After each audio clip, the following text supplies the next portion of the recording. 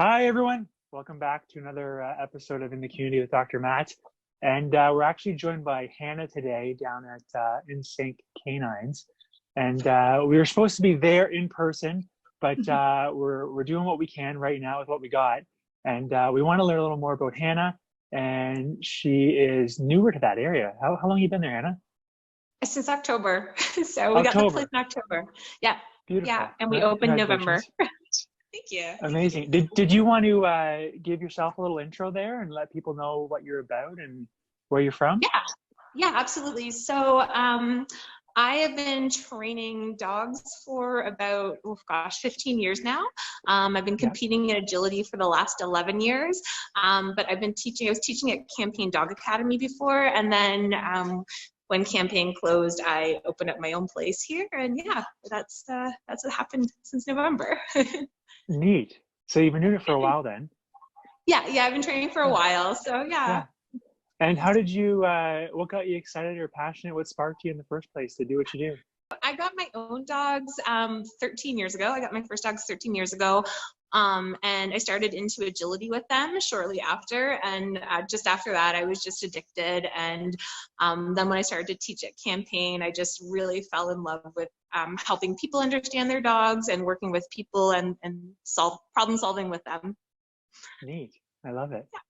Thanks. So you're down in Norval there, for people who don't know or haven't recognized where you are yet. But you said you're in the shop as well. So you have a shop in the front as well as a training area? Yeah, so I've got a training hall, which is about 1,000 square feet. And then we've got a little shop as well. It's just a small shop, but we sell kibble and some locally made toys as well as treats that we all love. So we try and sell stuff that we use for our own dogs. So yeah. Cool.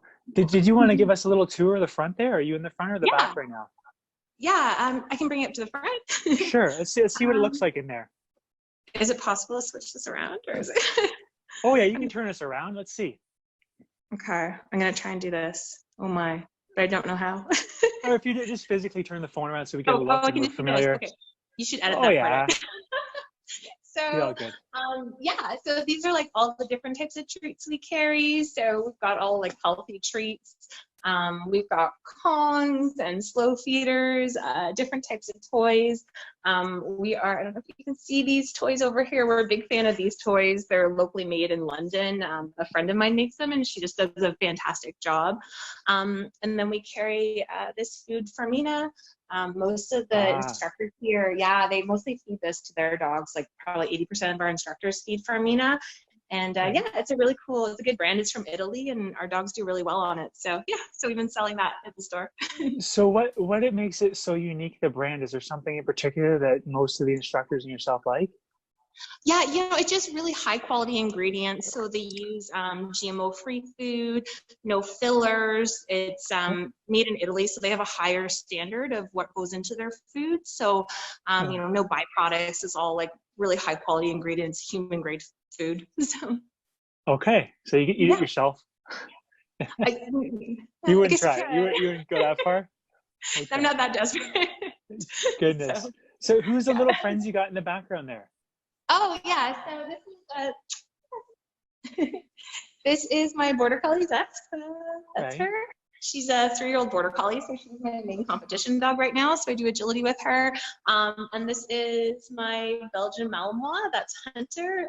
He's 9 years old, and he's retired from agility, but he does do a little obedience here with our instructors, so yeah. Neat. And the first little guy, the border collie, are they really trainable? Like, is that why you select that breed?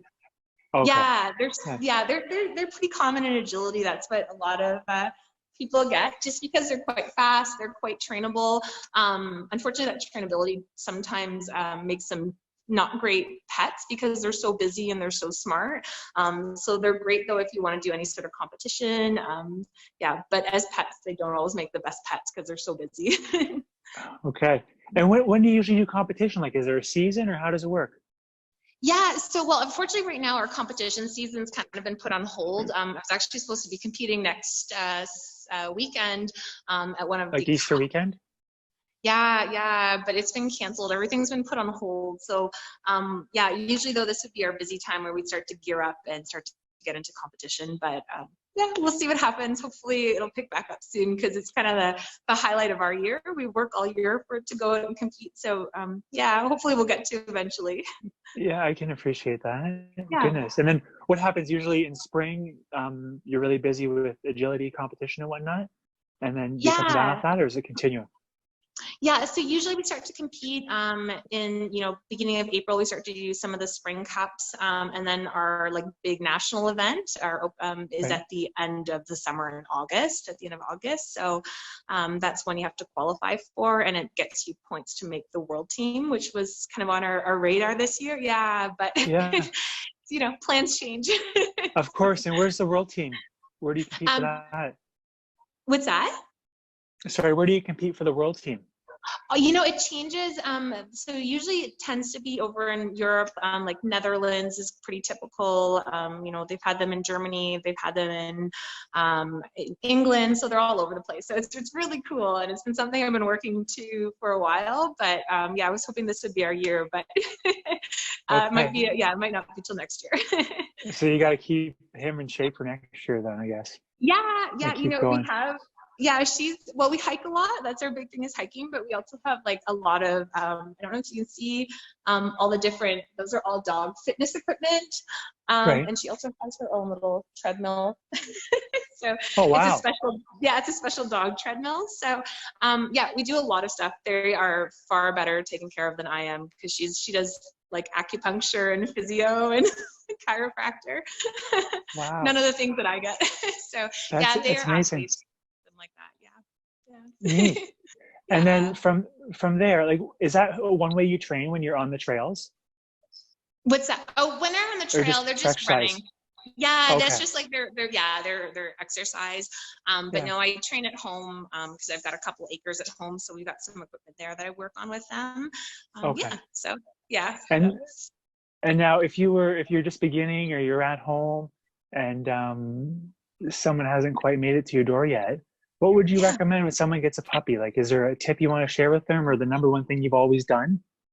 Yeah, you know what? I always tell people, like, the equipment is secondary, like the jumps and the tunnels, those things are super fun. But just building a relationship with your dog, getting them to play with you, getting them to teach them how to learn is really important. So start with all the basic stuff, and as long as you have a good solid relationship with them and they know how to play and have a good time with you, then the rest of the stuff is actually pretty easy. So once they warm up as your companion, basically it's easier to train them. Yeah, exactly. If they want to be with you, then it makes it a lot easier to train. Of course. Cool. Yeah. And is there there's something else you want to share, like the number one thing you try to get people, instill in people when they're there with you, or was that it? Yeah. Like, was that the one? No, well, because most people come here for puppy classes. That tends to be our main priority. We're a little bit small. We do some sport puppy classes here, but we're a little bit small to do full agility courses. But for like puppy people coming through, we just, really teach them how to teach their puppy, how to get their puppy to engage with them and how to engage properly with their puppy. And just, teach them how dogs learn. Because sometimes I think people come in and they just expect dogs to understand English. And we have to teach them how to train their dog to learn our language and how to speak the dog's language. Yeah. So basically you also train humans to be more patient. Yeah, I think honestly my job is more about the people. So I think if you come into dog training, most people come into dog training because they love dogs, but it's really about the people. You really have to love people and love helping people and making things better for them. Yeah. Neat. I love it. Is there anything else you want to share with people in the community? Just I think a lot of It's okay. A lot of my puppy people, they can't come to class right now, so I know they're a little concerned about that and that they're missing out on socialization. But I really think, we have a little bit of downtime. This is the perfect time to be working with your dogs. A lot of dogs come through here and they're actually over socialized and they're like overstimulated and they want to go greet everyone. So this is such a good time to teach your puppy to ignore all the distractions out there and to pay attention to you. So it's actually not a bad time for puppy socialization. It's not as dire as some people think. Yeah. Okay. So definitely go up there and train your dog. And keep up with small little bits of consistency at home in terms of what you're practicing before. Yeah, absolutely. Yeah, just, make, a minute there, it really adds up with training. If you can just work your training into your everyday, then it makes it super easy. Yeah. Neat. I love it. Well, is there anything else you want to share before we sign off? Oh gosh, just keep it positive. With dogs, remember they're just doing their best, and help them learn, reward the behaviors you like, and then train the ones you don't like. Neat. So go for the positive training. Yeah, we're super Reward the good positive behaviors. here. What's that? Train the positive parts. Reinforce positive reinforcement. Yeah, we do a lot of positive reinforcement here, and we're really big on teaching dogs what we want, and less about punishing things we don't want. We want to show them what we want. Yeah, exactly. Yeah. I like it. And focus energy on the good part. Yeah, good. Exactly. Makes your relationship a lot better with the dogs that way too. I can appreciate that, and I hear you on that one. Oh, good. So I'm going to post up your links and how to connect with you in the show notes. Yeah. But otherwise, we'll say goodbye to everybody, and we'll sign off. All right. Great. Thanks so much. Yeah. Thanks for being on. I really appreciate it. Yeah. We'll see you guys soon, okay? All right. Sounds good. Take care. Bye. Bye for now.